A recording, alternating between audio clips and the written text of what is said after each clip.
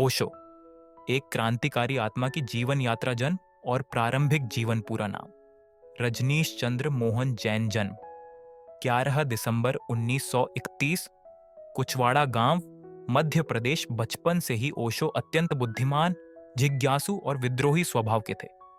वे तर्कशील थे और किसी भी बात को आंख मूंद कर स्वीकार नहीं करते थे। उन्होंने बचपन में ही मृत्यु का रहस्य जानने की गहरी कोशिश की जब उनके दादा का निधन हुआ। शिक्षा और अध्यापन उन्होंने जबलपुर विश्वविद्यालय से दर्शन शास्त्र फिलॉसफी में स्नातकोत्तर एमए किया और कुछ समय तक उसी विश्वविद्यालय में प्रोफेसर भी रहे।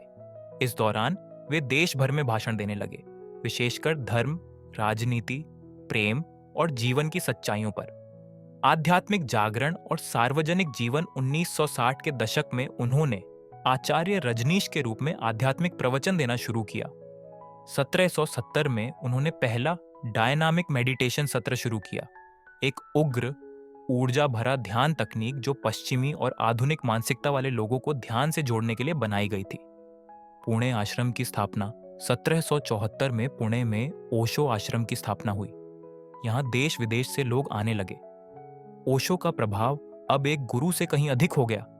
वे एक अंतर्राष्ट्रीय क्रांति के नेता बन गए।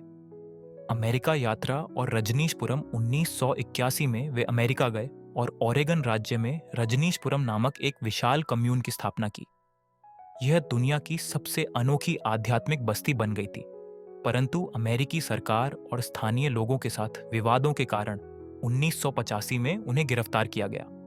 उन्हें अमेरिका से निकाल दिया गया और कई देशों ने उन्हें शरण देने से इनकार कर दिया। पुनः भारत वापसी 1986 में ओशो भारत लौटे और पुणे आश्रम में फिर से बस गए। अब वे खुद को ओशो कहने लगे, एक शब्द जिसका अर्थ है द ब्लेसेड वन या जिसने स्वयं को पा लिया है। मृत्यु 19 जनवरी 1990 को ओशो ने अपने शरीर को छोड़ दिया।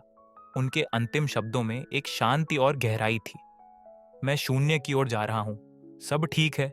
ओशो की विरासत 60 से अधिक किताबें, प्रवचनों पर आधारित, 60 से अधिक भाषाओं में अनुवादित, जीवन, मृत्यु, ध्यान, संबंध, काम, धर्म, राजनीति, हर विषय पर खुलकर बात। पुणे का ओशो इंटरनेशनल रिजॉर्ट आज भी विश्व का सबसे बड़ा ध्यान केंद्र है। उनके अनुयायी उन्हें भगवान, मसीहा, गुरु, मित्र कई रूपों में मानते हैं। ओशो क्यों खास हैं? उन्होंने कहा, मैं कोई धर्म नहीं बना रहा हूं, मैं तुम्हें स्वयं से मिला रहा हूं। वे ना सिर्फ आध्यात्मिक गुरु थे, बल्कि आध्यात्मिक क्रांति के अग्रदूत थे। उन्होंने जीवन को उत्सव, प्रेम और जागरूकता का नाम दिया।